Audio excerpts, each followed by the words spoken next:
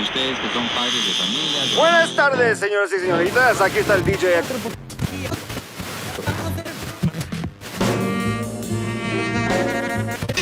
¡Silencio, delincuente! Hola, ¿cómo están? Bienvenidas y bienvenidos a otro capítulo de la tercera temporada de Diálogos Mundanos, el podcast de Mundana Revista de Filosofía. Yo soy Noé. Y yo soy Diego. Bienvenidos a Diálogos Mundanos. Hoy vamos a hablar de las formas en las que las administraciones utilizan los dispositivos de violencia y muerte como una forma de sostenimiento de poder. Para este tema nos acompaña Gaby El Juri. Gaby, bienvenida. Por favor, danos una breve presentación sobre ti. Hola, muchísimas gracias a la revista Mundana, gracias Noé, gracias Diego por la invitación, siempre un gusto estar con ustedes.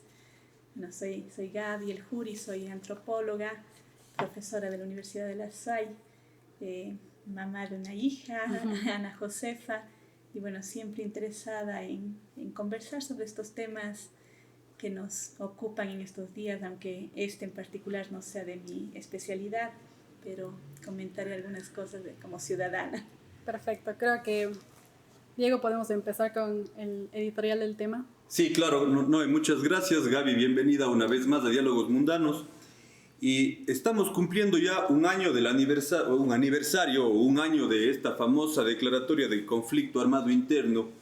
Y hemos visto cómo en el transcurso de este tiempo el conflicto, que no solamente se ha expresado en la confrontación violenta entre el ejército, las fuerzas de seguridad y los grupos de delincuencia organizada, sino también que ha habido digamos, que se ha desparramado este conflicto para entender y gestionar la política desde una forma de comprender la violencia más allá de lo legítimo que podría ser en los estados modernos. Y eso nos lleva a pensar la necropolítica o el poder sobre la muerte, la necropolítica como concepto que fue desarrollado por el filósofo camerunés Achille Mbembe, que en su ensayo Necropolítica del 2003 dice o examina cómo ciertos sistemas de poder ejercen control sobre la vida y la muerte de los individuos, especialmente aquellos considerados prescindibles o disponibles. El término derivado de la combinación de necro, muerte, y política, gobierno, describe un régimen de poder que no solo administra la vida, sino también decide quién vive y quién muere, estableciendo así un vínculo entre la soberanía política y el control absoluto sobre la muerte. Y es por eso que quisiéramos conversar contigo, porque desde la antropología también se puede decir mucho, y como ciudadana sobre todo, qué es lo que está pasando en el país y por qué crees que hemos arribado a este punto. Yo creo que hay varias cosas, y yo quisiera empezar con una frase que, si no estoy mal, la escuché hace un año, y aún no pierde la noción de todos los momentos de crisis, entre comillas, vivimos en crisis permanente, pero estos momentos extremadamente conflictivos en los centros de rehabilitación. Y creo que ya es un año de ese momento en que se declara el estado de guerra, como lo dijo el presidente, aunque luego lo dijo legalmente como de conflicto armado interno, ¿no? Y en esas múltiples imágenes, noticias que circulaban esos días y que nos causaban escalofrío, hubo una que a mí en particular, hay dos cosas que me llamaron muchísimo la atención. La una es este momento en que hay este ataque a TC Televisión. ¿Cuáles son las imágenes que rodaron en los medios? Y son jóvenes racializados. Y ese es un tema que no podemos dejar de hablar. Y el otro es en esos mismos días, si no estoy mal, en uno de los conflictos que había aquí a pocos kilómetros en la cárcel de Turi, se toman los reos la cárcel o un pabellón de la cárcel y mandan un mensaje al gobierno, ¿no? Y en ese mensaje que se veía en las noticias con los guardias carcelarios amenazados y arrodillados, uno de las personas privadas de la libertad le mandaba este mensaje al gobierno y le decía: a nosotros, palabras más o palabras menos, decía: a nosotros no nos amenazan con estado de excepción, a nosotros no nos intimidan. Y decía: porque a la final nosotros ya estamos muertos.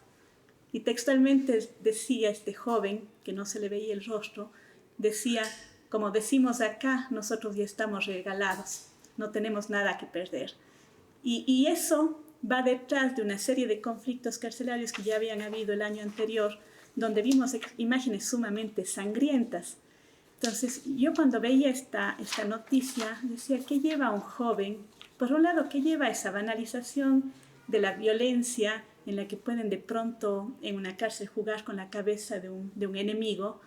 Pero ¿qué lleva también a un joven a decir, a nosotros no nos intimidan porque nosotros ya estamos muertos? No tenemos nada que No, perder. no tenemos nada que perder. Y yo creo que ahí entra el tema de la necropolítica, ¿no?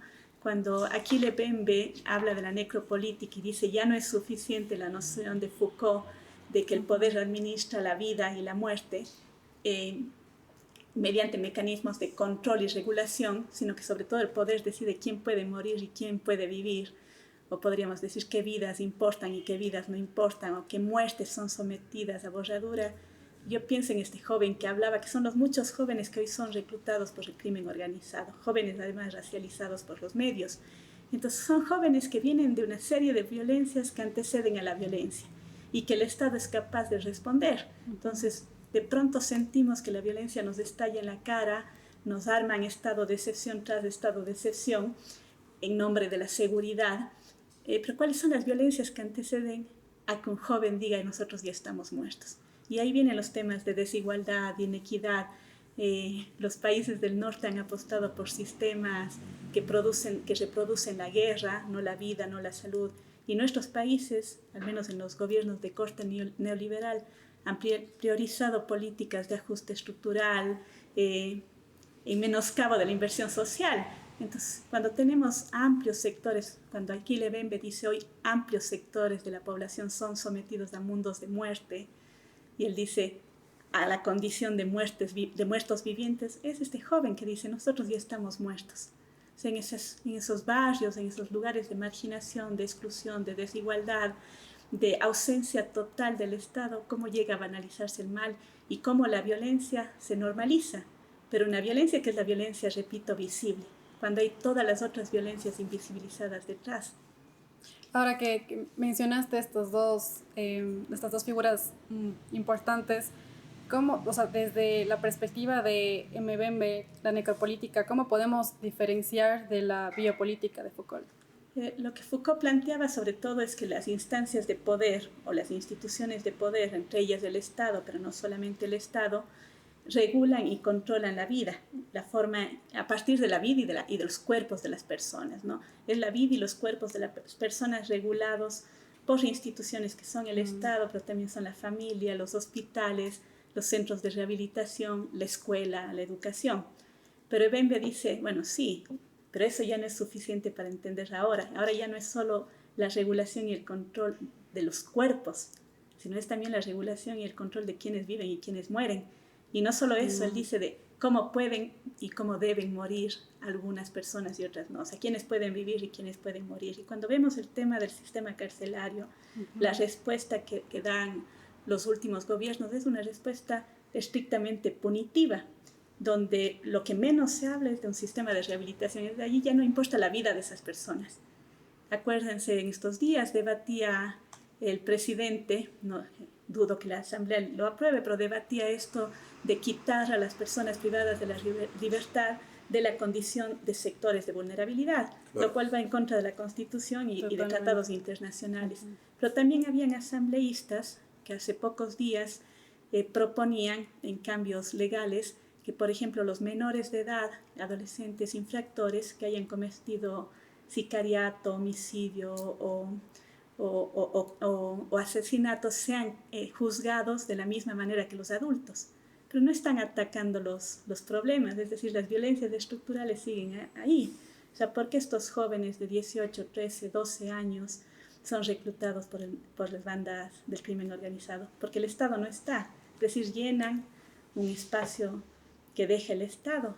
Entonces hay una ausencia de Estado llenada por otras formas de violencia, pero insisto, con violencias que les antecede y que son también provocadas por el Estado y por la sociedad, porque ahí hay dos temas, la desigualdad, pero también las formas de discriminación. Claro. Ahora, lo que llama la atención en ese punto es que es la facilidad con la que el discurso este de que los presos, por ejemplo, son seres que no valen, que ojalá se maten entre todos en el conflicto, es la facilidad con la que ese discurso llega a permear en la sociedad, que no hemos estado acostumbrados a vivir esto, porque no sé si el Ecuador fue un paraíso de paz durante los últimos 50 años.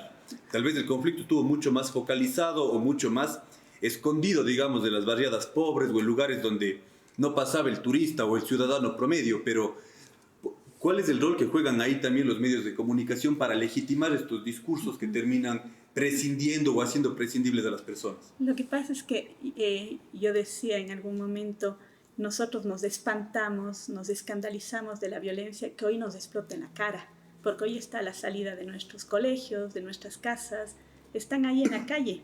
Antes, esos mismos datos escuchábamos en los barrios del suburbio de Guayaquil, del suburbio en el sentido latinoamericano. Sí escuchábamos que eso existía, pero estaba lejos. Y como estaba lejos, no importaba a la sociedad, no importaba a los políticos y tampoco importaba a los medios. Era crónica roja. Aparecía en diarios, además, de la prensa roja. Entonces, de pronto, esa violencia nos explota en la cara y creemos que eso apareció de la noche a la mañana.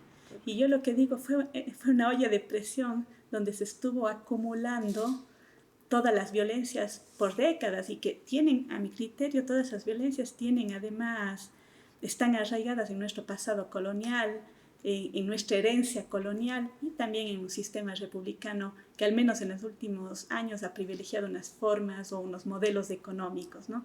Entonces hay un conjunto de violencias encadenadas, estructurales que los medios de comunicación no nos han mostrado.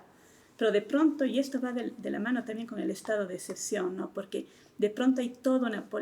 Bueno, no estoy diciendo que la violencia no esté y que la inseguridad no esté, pero también hay todo un sistema de construcción de realidad mediática que nos muestra que la inseguridad está y nos muestra como crisis. Ahí Boaventura de Sousa Santos habla de los estados de excepción y él dice el estado de excepción sirve para normalizar y justificar todo lo demás. Y Agamben también dice el estado de excepción se ha convertido en el paradigma normal de gobierno, que en nombre de la seguridad lo que hace es privar de derechos a los ciudadanos. Entonces, ¿qué tenemos últimamente? Una crisis que ya es constante, la crisis debería ser temporal, ya no hay temporalidad en la crisis, pero el estado de excepción es constante. ¿Y qué hace el estado de excepción? Justificar decisiones que en otros momentos no se hubiesen tomado. Y los medios de comunicación nos bombardean todo el tiempo la crisis, la inseguridad, la violencia, y los ciudadanos terminan aceptando en nombre de la seguridad. Harari, que es otro autor al que no le sigo mucho, en verdad, pero hay una parte donde él analizaba en función de la pandemia, él decía las emergencias y los estados de excepción que surgen de las emergencias tienen la naturaleza de hacer que decisiones que serían muy difíciles de tomar por parte del poder se tomen en cuestión de horas sin que nadie diga nada. Y tienen otra cualidad estas decisiones, y es que las decisiones tomadas en los momentos de emergencia duran mucho más que la emergencia y se vuelven permanentes. Entonces, si nosotros vemos las medidas de los últimos, al menos 2 gobiernos, hay una serie de medidas tomadas en función de los estados de excepción, uno de ellos la inseguridad y el conflicto armado. Entonces, allí tenemos la ley humanitaria, creo que se llamaba la ley de... ya ni recuerdo el nombre completo, la ley humanitaria de Lazo, que finalmente tenía recortes en temas de derechos laborales, de derechos salariales. Luego tenemos todas estas propuestas, el IVA, el aumento del IVA en nombre de la inseguridad, ¿no? Y ahora estas otras medidas donde la gente ya no se cuestiona el hecho de que un niño pueda ser juzgado como un adulto, por ejemplo, porque nos han manejado todo un discurso del miedo, de la inseguridad. El miedo es pésimo consejero para la sociedad y al miedo hay que tenerle miedo. Y lo que nos han metido todos estos meses es un discurso del miedo que justifica una serie de regresión en derechos. Ahora, ¿cuál tú crees que puede ser el futuro de la necropolítica que se está aplicando en nuestro país? O sea, ¿hacia dónde nos puede dirigir esta tendencia como país? Lo que pasa es que lo que estamos haciendo es profundizar las desigualdades. Estamos profundizando la marginación y profundizando estos mundos de muertos vivientes de los que habla Bembe, ¿no? O sea, cuando hablamos de que cuando al comienzo había una crisis carcelaria, nos decían que han muerto X número de personas privadas de la libertad y nos espantábamos. Hoy ya no sabemos, hoy ya son solo números.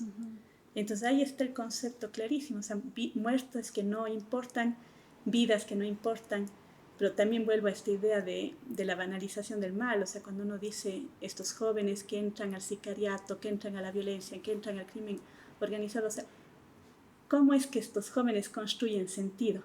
¿Cómo es que estos jóvenes pasan a formar parte de estos mundos de muerte viviente, ¿no? Entonces están todas esas violencias, pero también están unas construcciones sociales yo no sé, el tema de prestigio, de ascenso, cambio social, visiones nocivas que tenemos del éxito, de la representatividad, allí donde falta todo, donde no hay Estado, donde no hay familia, donde hay violencias, incluso ideales tóxicos de masculinidad, ¿no? Que están presentes también. Entonces, por un lado, la ausencia del Estado, el abandono de la política pública, el desmantelamiento de lo público, y por otro lado, todos los ideales sociales que son hacia el individualismo, hacia el malentendido éxito, que no construyen tejido social. Entonces, ¿qué esperanza? Y además estos jóvenes que son la suma de tantas violencias, también una de esas violencias es la desesperanza. No piensan en un futuro, ya están muertos. O sea, cuando dicen ya estoy muerto, hay una desesperanza en el futuro. Ahora, tal vez, tomando de nuevo uno de los conceptos de Mbembe, él habla de exterminio pasivo, que también es un exterminio masivo, pero en el que ya no es la muerte necesariamente biológica, sino es la muerte social de las personas, y es lo que tú mencionabas en esta conversación, y bueno, también en tu artículo, La violencia previa a la violencia. Y Bertolt Brecht señala, por ejemplo, esto de que uno llama violento al río que todo lo arrasa, pero nadie llama violento al hecho que lo oprime. Entonces hay una facilidad para legitimar discursos que reprimen al pueblo, y el mismo pueblo los legitima cuando no tenemos como una reflexión crítica del estado de la democracia.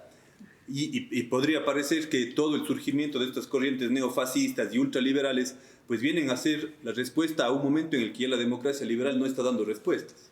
Y eso es importantísimo porque, y antes de pasar al tema de la democracia, escuchándote tu reflexión, pensaba en Bauman. Bauman en La maldad líquida habla de eso, esa maldad líquida que no se percibe como malvada porque está tan naturalizada y que aparece tan sutil, tan benévola, que está incluso en los discursos de la ciudadanía común y corriente, ¿no? Sí, que termina empoderándose de esos discursos del poder, que merman derechos a toda esta gente que podría ser el rostro visible de la supuesta violencia, ¿no? O de esta violencia más tangible, ¿no?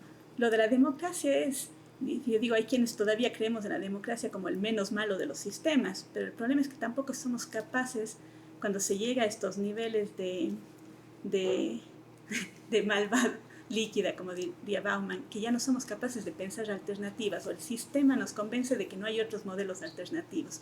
Entonces creemos que no hay alternativa más que esta, y la democracia, bien o mal, pero el problema es que como ciudadanos siempre pensamos la democracia en función de acceso a las urnas, sufragio universal, la decisión de las mayorías, la alternancia en el poder, la división de los poderes, y hablamos de la igualdad solo en términos de la igualdad jurídica y ante la ley, ¿no? Pero la igualdad en un sentido amplio tiene que ver con la justicia social, tiene que ver con enfrentar las inequidades históricas. Entonces, la igualdad ante la ley no es suficiente. Entonces, la democracia desde los ciudadanos es muy mal asumida. Creemos que finalmente la democracia se acota en estos elementos, ¿no? Y hay estudios interesantes que muestran cómo la democracia en América Latina, por ejemplo, Carrillo Flores analiza cómo, pese a que en América Latina en las últimas décadas hay un avance en términos democráticos, coincidencialmente ese avance en términos democráticos va de la mano con la profundización de la pobreza y la desigualdad. Y él dice, algo que es interesante, él dice, se supone que democracia y desigualdad no deberían estar llamadas a tolerarse. Sin embargo, en América Latina se toleran y coexisten. Fleury habla del triángulo latinoamericano, que es pobreza, desigualdad, democracia, que coexisten en América Latina. Entonces, el avance en la democracia no ha significado la reducción de la pobreza y la desigualdad, sino más bien los datos nos muestran que en América Latina se han profundizado. Entonces, algo está mal ahí y no pensamos tampoco en otro modelo alternativo, ¿no? Pero sobre todo es esto de en América Latina que han priorizado los gobiernos, sobre todo los gobiernos de corte neoliberal. O sea, han priorizado la macroeconomía, han priorizado las reglas del juego de los organismos acreedores, ajuste estructural, las condiciones de la deuda, pero cada vez el Estado es más desmantelado y la inversión pública, y también nos van convenciendo de que la inversión pública no funciona y que hay que privatizar todo, ¿no? Entonces tendemos cada vez más, incluso en la ciudadanía, frente al abandono del Estado, a aceptar que todo se privatice, ¿no? Entonces la gente dice, sí, lo privado se maneja mejor. pero claro, no se olvidan que el Estado es el que abandona las instituciones, ¿no? Entonces, la democracia parecería ser una entelequia cuando la desigualdad y la concentración de la riqueza es tan grotesca en nuestros países. Ahora, ¿no será tal vez que lo que estamos pensando como democracia no está siendo tan democrática? Porque cuando tú mencionabas esto de que son las formalidades, ¿no es cierto?, casi que unos rituales de ir y elegir cada 4 años pero no tener ninguna incidencia, de que ya la representación del poder estatal es insuficiente o incapaz de hacer frente a la política, al cambio mínimo de la política que puede tener la corporación transnacional frente a lo que... O sea, me imagino, si Google cambia su política, puede cambiar toda la forma de administrar el flujo de la información de un Estado como Ecuador. Entonces, tal vez ahí desde Latinoamérica sí necesitemos pensar, o no sé cuál es tu reflexión, sobre si es un problema de la democracia o de la democracia que estamos aplicando que no es nuestra y que no hemos tratado de significarla a nuestro contexto. Yo creo que es una democracia que es impuesta, que no es nuestra indudablemente, pero también es de un modelo, es el resultado de un modelo capitalista. Es decir, en nuestros países la democracia va de la mano con un modelo de Estado o de un modelo de economía, mejor dicho, son modelos de Estado democráticos con economías capitalistas. Y allí no hay donde perderse, o sea, los grandes temas que están en juego no se debaten, y son la concentración de la riqueza y la desigualdad. Entonces parecería que esos temas que deberían ser fundamentales para la democracia pasan de lado, y nos conformamos, como digo, con el sufragio universal, con la alternancia en el poder, con temas importantes indudablemente. La división de poderes creo que es importante, pero no es suficiente, o sea, no es suficiente si no se ataca a las desigualdades que además en América Latina son estructurales y son históricas. Ahora, bueno, en honor al tiempo, hay muchísimos temas que me hubiera gustado tocar el tema sobre esta relación de la necropolítica. Hay varios aspectos que se han relacionado desde la pandemia, pero me gustaría también escuchar tu perspectiva con esta relación de la necropolítica y la migración. ¿Cuál es la relación entre esta forma de ejercer el poder sobre las personas migrantes? El migrante, sobre todo los migrantes indocumentados, están sujetos a estos mundos de muertos vivientes, como dice Bembe, ¿no? O sea, cuando uno piensa todo lo que significa la odisea de llegar indocumentado hacia Estados Unidos, por ejemplo, con trabas, con problemas reales, con violaciones, con todo lo que implica la posibilidad de no poder llegar vivo, y gente que asume que esa es una posibilidad. Yo hace unos meses, un estudiante me decía que no vendrá a clases el día siguiente, y le decía, ¿por qué? Y me decía, porque mis papás que emigraron me han dicho, era una estudiante mujer, que esté lista, que el pasador va a pasar entre hoy y el viernes por mí. El pasador es el coyote. Y entre las cosas que ella me decía, contándome su drama de no querer irse y querer irse a la vez, me decía, pero hoy día ya me vienen a ver mis abuelitos para llevarme donde el médico a que me dé las pastillas. ¿De qué pastillas me estaba hablando? De anticonceptivos. Ay, es decir, Dios, no. Quien migra sabe que puede ser violada. Una mujer que migra indocumentadamente sabe que puede ser violada, sabe que puede no llegar viva, sabe que hay 1000 riesgos para llegar a Estados Unidos. Y sin embargo, ahí vienen varios temas. A veces discutimos mucho el derecho a migrar, quienes creemos que la migración y la movilidad humana debe ser un derecho. Pero habría que discutir el derecho a no migrar también, el derecho a poder construir proyectos de vida en nuestros países, el derecho a no tener que exponernos a todos los riesgos de la migración. Los migrantes también entran, igual que los migrantes son parte de estos márgenes de la nación, que son los excluidos, que son los marginados de un Estado que no da más y que no da respuestas tampoco a sus ciudadanos. Los migrantes quizás son el ejemplo más claro para leer a la nación, porque son el margen más evidente de la nación. Son nuestra verdadera frontera, diríamos. Así es. Ahora, cuando pensamos en esto de los fenómenos migratorios anclados a la necropolítica, ¿qué puede esperar un planeta en el cual tenemos líderes como por ejemplo Donald Trump, que acaba de ganar, o lo que está sucediendo en Siria, por ejemplo, con el desplazamiento de más de 11 años de personas, cuando tienes conflictos entre Marruecos, en España, en todo lado, o sea, y en cada lugar se exacerba este nacionalismo? También creo que la necropolítica pasa por entender al otro como una persona negada de cualquier capacidad de existir. Entonces, ahí también no solamente es una un conflicto a nivel teórico, es un conflicto a nivel práctico, porque Ecuador es un país extremadamente racista, a pesar de haber sufrido las consecuencias de ese racismo, de esa discriminación con nuestras poblaciones migrantes. Es que esto del otro es fundamental, porque la gestión migratoria en ambos lados de la frontera, tanto dentro del Ecuador como fuera, la gestión de los refugiados también, la gestión migratoria, pero desde las autoridades, desde los estados, pero también cómo gestiona la sociedad el tema migrantes desde lo cotidiano, está atravesado por la visión del otro. Y este otro primero tiene que ser construido. Primero hay que construir al otro. Es decir, al otro hay que construirlo como un enemigo. El migrante no es distinto al joven que es reclutado por una banda criminal. Es ese otro que se le pone como cara visible de un conflicto. Pero hay que construir discursiva y narrativamente al otro. Entonces aquí vienen todos los temas de discriminación, de segregación. O sea, los discursos discriminatorios no son ajenos a todo lo que estamos hablando y no son ajenos a esas formas de violencias que anteceden a esta violencia más tangible, ¿no? O sea, por un lado está la desigualdad real, pero la discriminación es la que construye al otro. Y ese otro es el enemigo. ¿Cuál es la cara visible? Que cuando yo hablaba al inicio de los jóvenes racializados, o sea, cuando los medios de comunicación nos mostraron a los políticos que estaban detrás, también sabemos que el narcotráfico, que la violencia está encarnada en los partidos políticos. ¿Por qué no nos muestran a los políticos? ¿Por qué no nos muestran a los líderes de las bandas? ¿Por qué no nos muestran a los dueños de los bancos y los sistemas que también manejan todo este negocio del crimen organizado? Pero nos mostraron a jóvenes, y jóvenes con un color de piel, con un fenotipo. Entonces, en esa construcción del enemigo estamos construyendo al otro que no vale nada, que se puede morir en una cárcel como un número más. Ahora, ¿tú crees, algo ya muy personal desde tu perspectiva, que existen formas nosotros como sociedad de construir una resistencia ante estas formas a este modelo de poder? Yo creo que hay que seguir resistiendo desde donde podemos, porque el sistema cada vez es más fuerte, ¿no? Pero hay que resistir desde dónde, desde las calles en primer lugar. Las calles, decía algún intelectual, las calles nunca se abandonan, ¿no? O sea, hay que seguir resistiendo también a las imposiciones de los organismos crediticios, que los tienen también sumidos en la pobreza a los países latinoamericanos.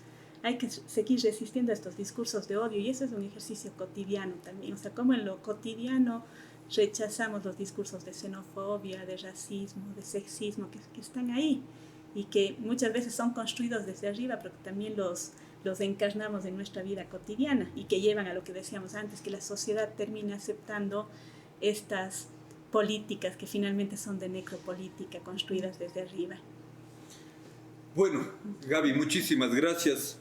Creo que esta conversación no solamente abre una discusión teórica, sino sobre todo lo que tú mencionabas, ¿no? El ejercicio ético permanente de disputar el sentido, de pensar y construir alternativas también. Y para eso está la filosofía mundana y estos espacios, porque pensamos que hablar de estos temas, no dejarnos vencer o permitir que el discurso hegemónico sea el único que está hablando y repitiendo, es una forma también de persistir y de incluso honrar la memoria a todas las personas que han sido víctimas de esta política. La necropolítica como una categoría analítica crucial para comprender las formas contemporáneas de dominación política que ya no solamente gestiona la vida, sino que también regula la muerte, en un mundo marcado por la desigualdad, el racismo y la guerra, revelan una lógica de sistemas de opresión que determinan quiénes viven y quiénes están condenados a morir. Reconocer estas dinámicas, entonces, será esencial para cuestionar las estructuras de poder que perpetúan la violencia y la exclusión social. Así que, bueno, pues agradecerte a ti siempre por esto, recomendarle a toda la gente que puedan ir. Bueno, Gaby escribe además de esto, de muchísimos temas muy interesantes, y serás también invitada en otros programas, nos ha acompañado en varios espacios de Mundana, así que queremos agradecerte por esta conversación. Siempre el tiempo nos queda corto, pero bueno, sí. No tienes todo para despedir sobre este todo, programa. Muchas gracias, Gaby. O sea, me quedo con muchas preguntas y espero que nuestra audiencia también, y sobre todo que estos temas se toquen, se hablen y sobre todo exista una reflexión ante esto. Agradecemos al Bar Ayauma por darnos la oportunidad de grabar y retomar esta tercera temporada, y creo que nos podemos despedir y nos vemos en el siguiente capítulo. Adiós.